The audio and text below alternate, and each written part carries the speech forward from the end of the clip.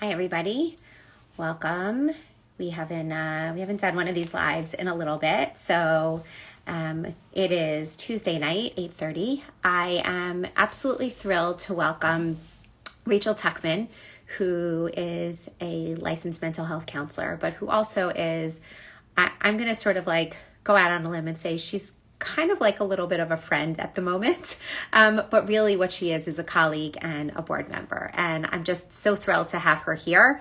We're going to have a really important discussion tonight. We're going to be talking about body image and fertility, waiting, really just waiting and thinking about, hey, Rachel, thinking about just all of the different facets of, shouldn't say all the different facets because we can't cover all of it, but we're gonna try to do justice to a number of different pieces that come up as you're going through your fertility journey. And Rachel, as a huge advocate for health for every size, is clearly the right person to do this with.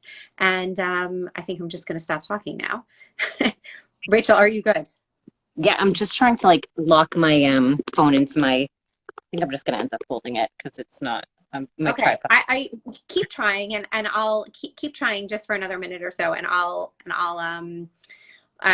just keep going. I think look, we I think the right place to start this conversation is with the post that I put up today, where this is a large topic, talking about fertility, talking about body image, body shaming, body acceptance, access to fertility treatments, all of those things. And I thought a lot about how to sort of introduce this topic. And when this woman messaged me yesterday and she said, like, I'm so glad you're talking about this because I've been dealing with this for the last number of years of my life. And this is constantly something that's on my mind. And like, I just need to spill, like, I carry these stories with me in my head of the way I've been shamed. And it adds so much to the emotional trauma of my loss already. The fact that people keep asking me about whether I am pregnant, whether I'm not pregnant, what the story is. And it just, like, every single time someone asks me that, I revisit everything that I've been through and it brings that trauma back. So I think like that's really the right place to start here. So talk to me, tell me your thoughts about all this. So I think that we are. I mean, something that I think is very important for all of us to acknowledge is that sometimes we think that we have a lot more control over our bodies than we do. And I think that when we are reminded that we don't, that can be very difficult for us to accept. We kind of get into denial, and that denial ends up turning into like anger at ourselves, right? So even, God forbid if someone gets a terminal illness, or even just thinking about COVID, when people get COVID, they start blaming themselves. But I did everything. I was wearing a mask. I was so careful, right? We're like trying to figure out all connecting dots so that we can figure out exactly where we went wrong to cause this issue. And a lot of the times with fertility or pregnancy loss, we do this. I know from my own personal experience, I experienced unexplained secondary infertility, and I was super young when I found out. And I remember like trying to figure out, like, how is this even possible? Like, I'm young, I exercise, I, eat healthy, I have like no, health issues. Like I had a pregnancy before, like they must be wrong. Like my initial reaction was like, that doesn't make sense, right? Because I'm doing everything right. And I think a lot of the time we get that narrative because of, the whole diet culture movement, which is telling us that if we control our bodies, we have control over everything else in our lives. Our happiness, our fertility, our relationships, our jobs, everything is perfect as long as your health, whatever that means according to diet culture, is in check. And so I think it's very hard when our bodies show us like, no, actually, it's not up to you. Then we feel like a failure. And then a lot of the time we end up kind of like turning on ourselves and harming ourselves either through our self-talk, right? Right. Or just not doing the things that we need to do in order to take care of our health, or doing things that damage our health mentally and physically because we feel so upset at ourselves, or just feel like, what's the point? It's not going to work. Or, after a lot of pregnancy loss, like just being like, forget it. Like, I'm not even going to bother. I'm not going to go back to the doctors. I'm not going to figure out the answers. It's not worth it. And then we kind of like spiral into this like pit of despair and helplessness. And a lot of the time we just end up neglecting ourselves emotionally and physically.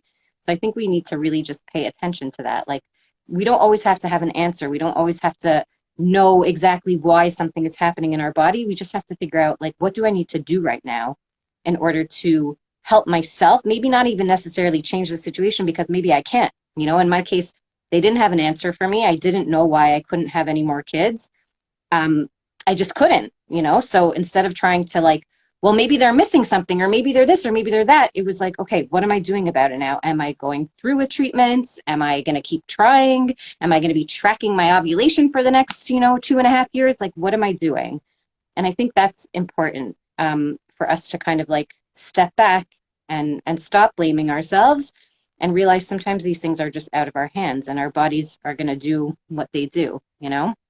It's so interesting, just as you're talking, it's not where we were intending to go, but as you're talking, it's just reminding me, especially in our, religious culture also, we like play sort of the same narrative, right? Like, it must be because I did X or I didn't do that, so therefore this is happening. Or like, so I'm just like, I'm correlating the same body talk with the religious talk also. And especially in our world, where I think a lot of emphasis is also placed on the way we look and the way we appear to other people and to our families and to our community. Like, there's so much of this that's like cyclical that it's reminding me of that talk also. It's so true. If I'm a good Jew, I'll be happy. And if I daven 3 times a day, I'll find my basher and I'll have kids but that doesn't And if I'm thin, then everything will be fine and everything will be good and nothing bad will ever happen to me and everything will just fall into place. Yes. And I've had clients, by the way, who have been told, they went to see fertility specialists and they were told, okay, you need to lose weight in order to, have your treatments and to see success. And some of them did lose weight and they still did not get pregnant. And they were like devastated. What do you mean? You told me if I lose weight, then I would be successful, right? Right. So I think if a doctor is guaranteeing somebody that, I don't know how you can tell a client that, how you could tell a patient that. Right. But that's then devastating too, because what do you mean? I lost weight, but I'm still not having a baby. Like, why isn't this happening for me? You said if I do X, then I'm going to have Y. And we can't guarantee these things to people. And I think that we're always searching, how, like, we see it even with this pandemic. If we can figure out exactly like what caused it, women not covering their hair or whatever, like, it doesn't matter. We're never going to know. Correct. So just do what you need to do to take care of yourself, to stay safe, to be a responsible human being, to take care of your community and your neighbors and your family, and not just think about yourself, and just do the right thing. So I think that is something that we're always doing, is we're always looking for like ways to pinpoint exactly like what's causing this and how can I fix it. But that's just not life. You know? And it's also just not, this is your field, the field that you're passionate about. Like, it's also just not possible sometimes. Like this, I wanted you really to talk about, like, when the doctors say, like, to a woman who has a larger body, say like, I'm not going to treat you until you X, or like, everything will be better. Like, okay, like, we can separate sort of out the PCOS versus other different diagnoses. Like, there, oftentimes, and I'm not going to say always because this is not my medical field, but oftentimes with PCOS, depending on what the constellation of symptoms are, it can be that you don't ovulate. And it is also possible that for some people, that when they get to a certain weight, that they will start to ovulate on their own naturally. So I'm going to put all of that aside for a second and just have you talk about this. What do you do when a doctor says to you, like, I'm just not going to treat you unless you're in a smaller body? Right. So that is called medical discrimination. So you can, for sure, I would say, and this is so important, like, when people message me about this stuff, or when I have clients that come to me about this stuff, I always say the best thing you can do is educate yourself, read books, read studies, make sure that you learn about this stuff so that you're confident when you speak to your doctor. Because if Rachel Tuchman tells it to you and you're like, okay, yeah, that makes sense, but you feel so afraid and you feel like, I believe it, but like my doctor's not going to believe it, you're not going to be a good advocate for yourself. So you really have to look at this stuff and see, oh my gosh, it's true. So that when you speak to your doctor, you have confidence and you're not going to be pushed around. So you can tell your doctor, weight loss is something that is, I know for a fact, that is not sustainable for 95% of people. It's not something that I'm willing to do because I know that long term, I'm going to gain back all of that weight, which is worse for me in the long term, right? Because we know that yo-yo dieting causes inflammation. The chronic stress that's involved in dieting is not good for your health. We know that even for PCOS, by the way, yo-yo dieting predicts binging behavior and also worse cravings, which is terrible for PCOS, right? Correct. So we also know that dieting for PCOS increases insulin, blood sugar, blood pressure, inflammation gets worse. So it's really just not a good medical recommendation. It's just not. There's plenty of thin people that have PCOS too. It happens higher weight sometimes is more commonly a symptom of PCOS, but there's also skinny PCOS, right?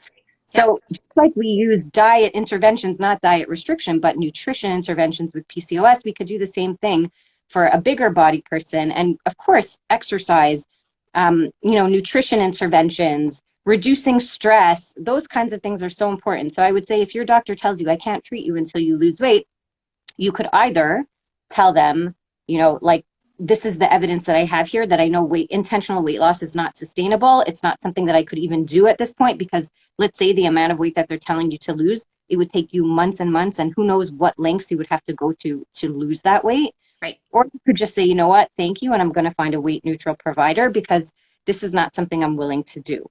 Right. But it's important to have evidence to support your arguments and to advocate for yourself at a doctor's office. You can say, diets that are low carb, low calorie, low fat, those can impact my fertility. Those make it hard for me to ovulate also, right? Like if we're starving ourselves, we can impact our ovulation. You can lose your period and you don't have to weigh 86 pounds to lose your period. Right. You can be in a bigger body and starving yourself and then also have all of those eating disorder symptoms. So you can definitely let your doctor know that it's off the table. Weight-related infertility is not a thing. It's not a diagnosis. And important to know that weight stigma and shame, those lead to chronic inflammation, right? And chronic inflammation has been shown to impact ovulation and hormone production, specifically also with PCOS and endometriosis. So it's important to know that typically in a lot of doctors' offices, unfortunately, you will meet doctors that if you come in, the first thing they'll ask you is like, tell me about your diet. If you're in a bigger body, if you're in a thin body, they're not going to ask you that. What do you eat? Do you exercise? You could be training for a marathon, but if you're at weight, they don't believe you. So it's really important for you to understand that you have a voice and you can let your doctor know, like, weight loss is not on the table for me. So pretend that I'm a thin person with the same fertility diagnosis. What would you tell me to do? Yeah. What am I going to do now? And again, if they're not willing to treat you for that, then I would say find a different provider. And there are amazing fertility specialists. Dr. Maslow at Extend Fertility is one. I've heard incredible things from people who have gone to their practice. Yep. And she treats all clients with respect and care. And she has said herself, she understands that that's not a recommendation that so many women who are feeling, by the way, so vulnerable and so already horrible about their bodies and how their bodies are failing them, or they feel like they're failing them, then to hear on top of this, it's actually your fault, right? You're being blamed for your infertility or for your recurrent pregnancy losses, right? Because thin people don't have recurrent pregnancy. Right, because if only, it's the if only, and just like add on, if only you were thinner, then these things wouldn't be happening, right? Which is ridiculous. Right. Your body is the reason that you can't maintain a healthy pregnancy or have a healthy pregnancy. That's such a demeaning message to give to a woman who's already in such a vulnerable and delicate place. So I think that we have to know that that's not something that you have to hear in a doctor's office. It's something you could hear.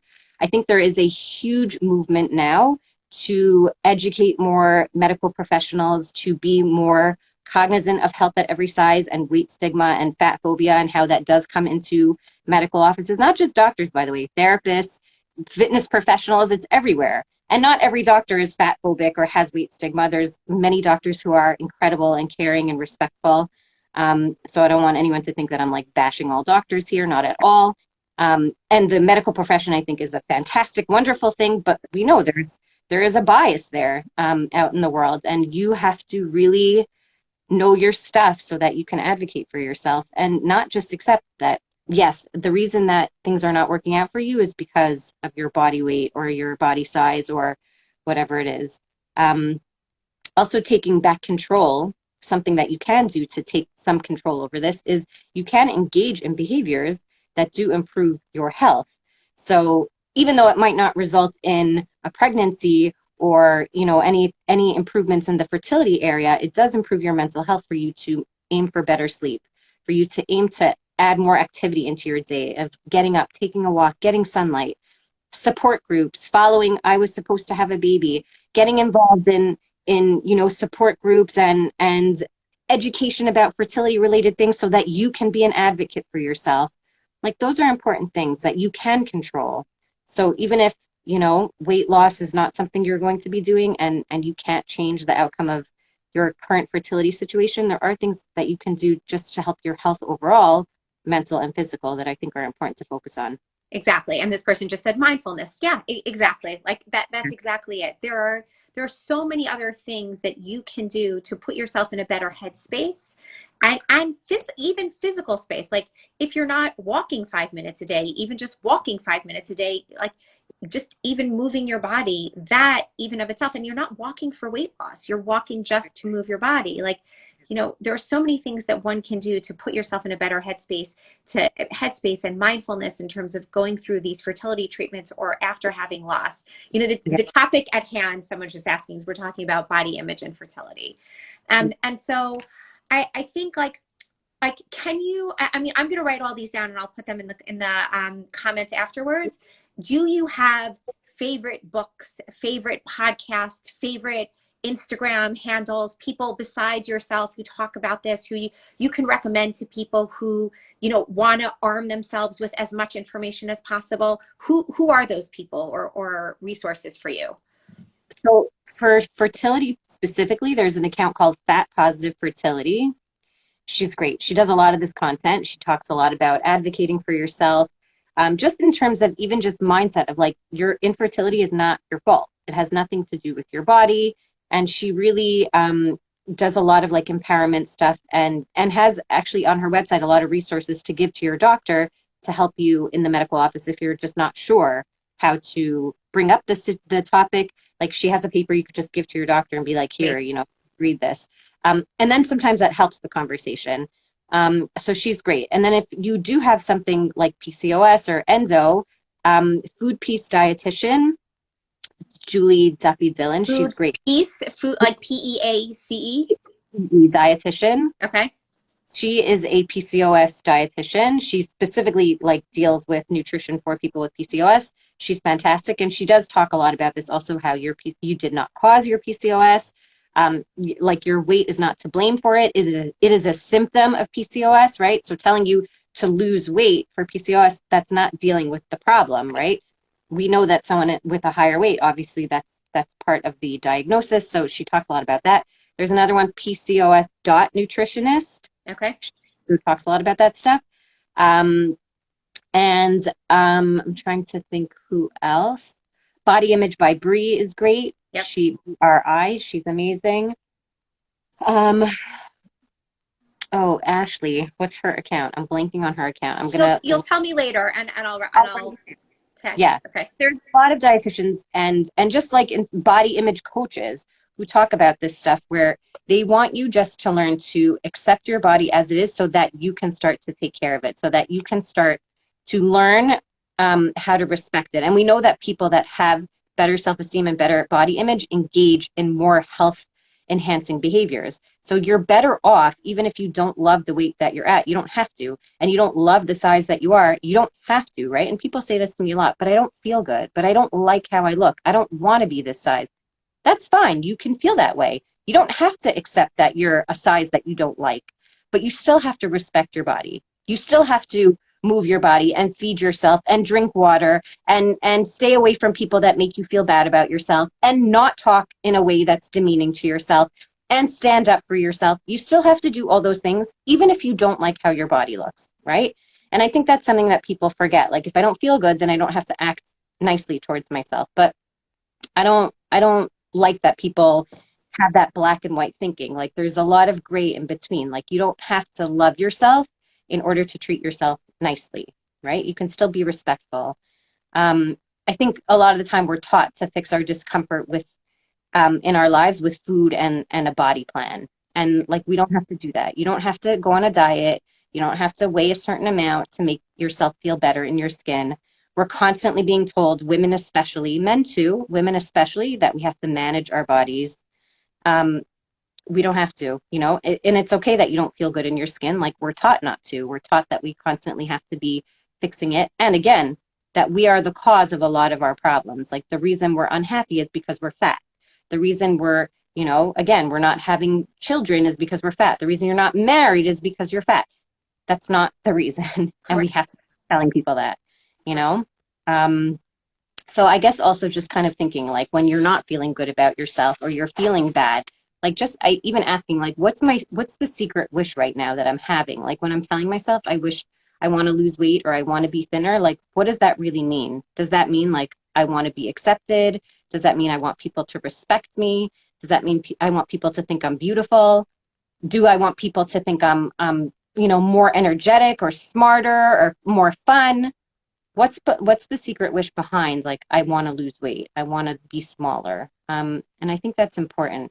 Body shame is that's fascinating because you're right that like it's always sort of a cover for something else. That it's always like, well, what is that? It's okay, fine, you want to be smaller, but why?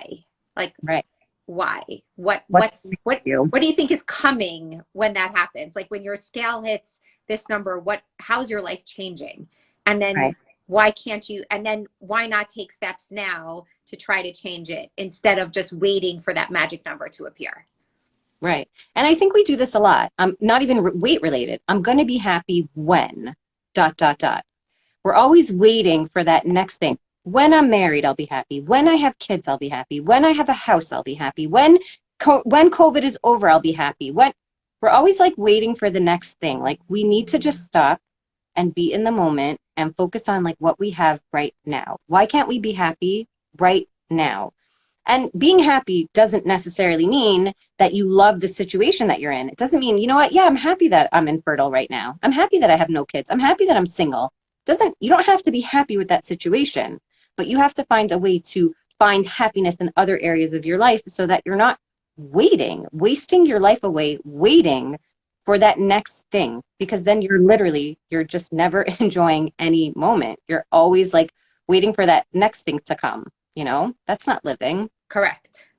And then so I guess that like to bring it sort of full circle. So then what do you say when someone comes after you or comes at you with one of these comments and says like, oh, like the woman she was talking about in the pizza shop and the woman said to her, oh, like, are you pregnant? Oh, you're not? Oh, I don't remember which example, but it's like, oh yeah, I didn't start working on myself until much later. Like, I mean, like when people come at you with these like comments, like what do you recommend people say? How do you even respond to that?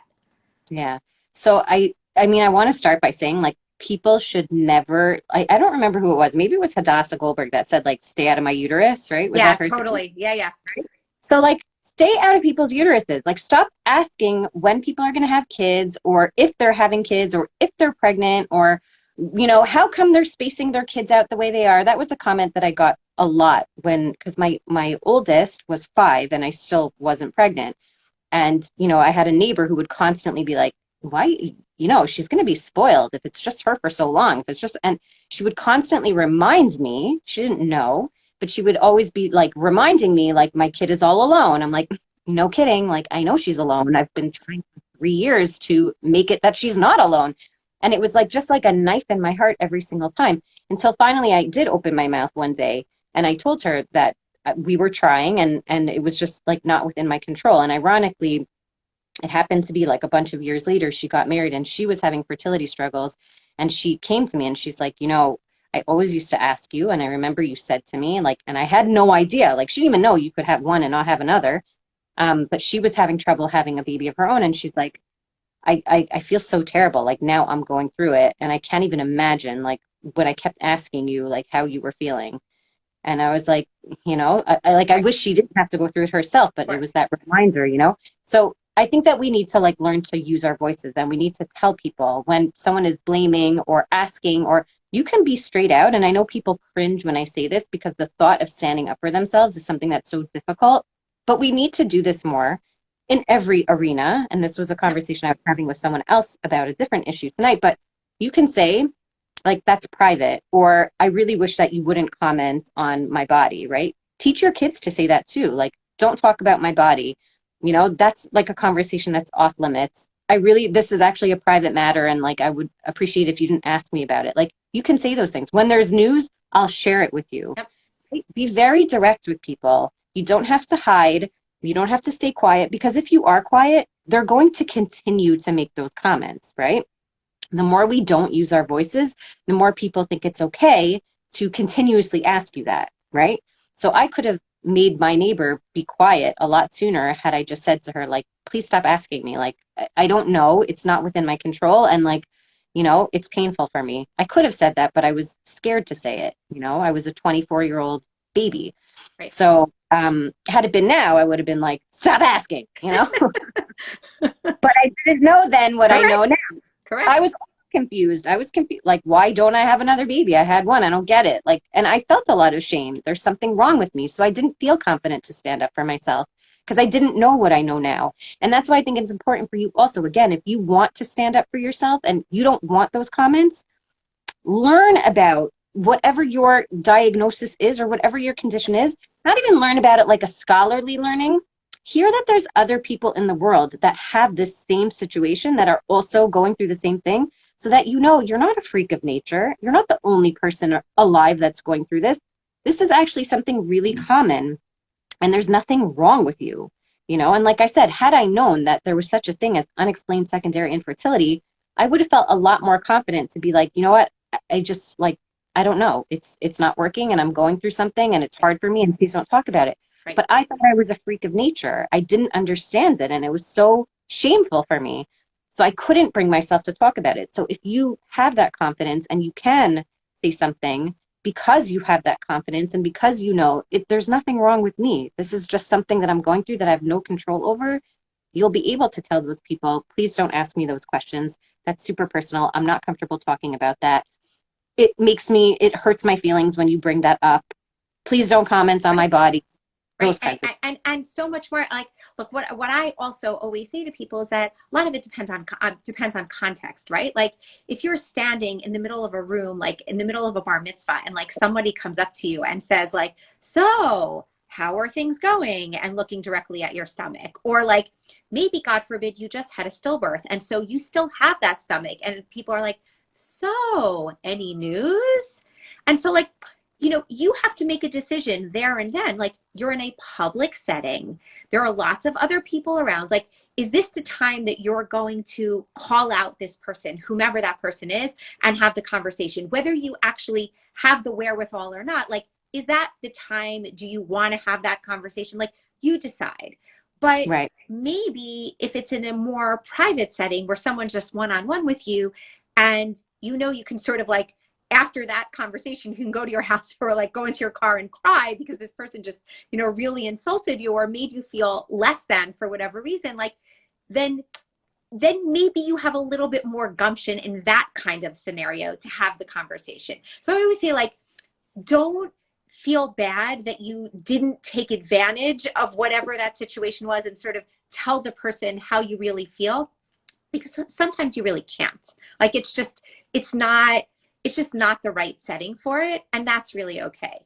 But always, like, if you have the ability, like, really to educate people is really doing them a favor, and also doing the next person that they might say this to. Like, you're also doing that next person a favor too, because then the person will hold themselves back and will not say anything. And so, yeah. Yeah. And something you can do also is, if in that moment it's hard for you to say anything and speak up, you don't have to, but if you have this kind of relationship, you can text the person later and you can say like, hey, just want to let you know, like, in the moment, I didn't feel like it was right to say it, but I felt really uncomfortable when you said X, Y, and Z. or it made me feel really bad, or just so you know, this is what's going on with me. So I would appreciate if in the future, like we just didn't have these conversations or you didn't say those kinds of things. You could kind of, I always call it like the not cop out, because it's not a cop out to text someone. I think a lot of times we think it's like hiding, but text is actually a wonderful form of communication sometimes because it's just easier. It's not uncomfortable. Like we know that a lot of the time texting your friend to tell her that you're pregnant if she's going through infertility is the more sensitive thing to do than the phone call or in person. Yep. So sometimes the text is a better way to just give the message. There doesn't have to be a discussion. There's no awkward like, oh, okay, sorry. Yeah. Right. They can just hear what you said. They can process it, and then it doesn't have to come up again. So you can even do that. It could be like, I'm not going to say anything now, but I do need to say something. I love in some form, So that could be an option too. And again, I don't think it's a cop out. Like, people sometimes feel like, oh, I have to say it in person. Not everything has to be in person. Yeah, very, very much no. I think that's a brilliant, and it's a brilliant sort of corollary to the exact text of like when people say that when they're sharing pregnancy news to someone who they know is struggling. I think it's brilliant, absolutely brilliant. Okay, look, I think that there's we could cover 1,000 other things here. But I think the main point that both of us, and really I shouldn't say both of us, I really should say you, but through this topic that we're discussing now, and I was supposed to have a baby, is really about taking ownership of your situation, feeling that you are comfortable, I shouldn't say feeling that you are, but I should say that more that trying to get comfortable with where you are in your body and doing all of these other pieces, these other things that you recommended in terms of the mindfulness and the places to keep yourself healthy, both physically and emotionally, let's try that again, emotionally while you're going through this, because like weight is one thing that you're probably not going to be able to change without a tremendous effort. And then what does that mean? And what are the side effects? And what are the long-term effects? And what does that do to your mental and physical health? And so the reality is that fertility and pregnancy loss, these are medical diagnoses that don't have anything to do with weight. And so therefore, like, try to be a little bit gentler with yourselves as you're going through this, so that you can advocate for whatever you're going through to your physicians and to your providers so that they can give you the best care possible. I mean, I think that's kind of really the message that we're trying to impart to all of you. Yes. And again, taking away that body shame. And I think by working on body image and body respect, and there's a great book by Linda Bacon called, I don't have it here, I thought I did, but called Body Respect. And she talks about, in this book, they discuss ways that we can care for our health that have nothing to do with your body size and your weight. And again, I think if we can do that, if we can take the focus off of our physical bodies, we can do a lot more for ourselves. And again, working on that confidence, I think it'll resonate in so many different areas. It'll give you that voice for when that person asks you if you're pregnant, or it'll give you that voice if your mother-in-law says, when are you going to have another one? And you're like, oh my God, like, stop asking me that. How do I nicely tell her, like, I don't want this conversation with you anymore? So all of that work, it manifests in so many different areas of our lives. Like, if we just learn to take care of ourselves from a place of compassion and kindness and respect, regardless of like where we are in life in terms of our physical attributes, or even, if you lost your job and you're feeling garbagey about yourself, like, you can still take care of yourself. And that's important. I think that's something that we just need to really focus on, especially in this fertility journey. Like, you need compassion for yourself. You need other people to be kind to you, and you need to use your voice. Like, no one's going to just figure it out if you don't say anything. Yeah. And the one last piece I think that I was just thinking about as you were saying this is that, I think we focused a lot, we talked about loss, but we focused more on sort of the fertility piece of it. But I also just want to close out with when you're pregnant and then you lose that pregnancy, when the baby dies, you're often left, like, most people are not celebrities and don't lose that weight in 5 seconds.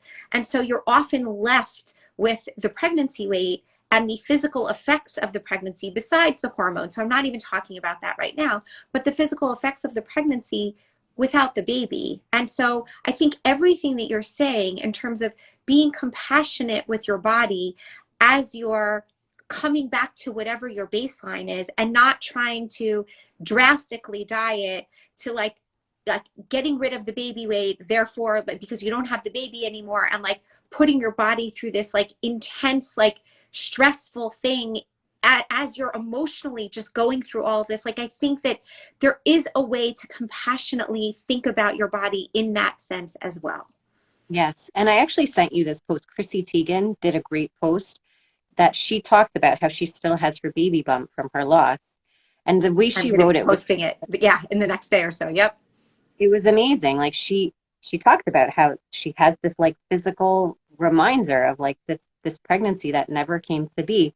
And just compassion, like that's what we have to give ourselves. Like she's not, trying to work it off and whatever, like it's there, and it's this reminder for her. And I think again, we just need a lot of compassion and kindness and acceptance, and that shouldn't even be the focus, like we really have to change that from like, well, I need to lose the stomach.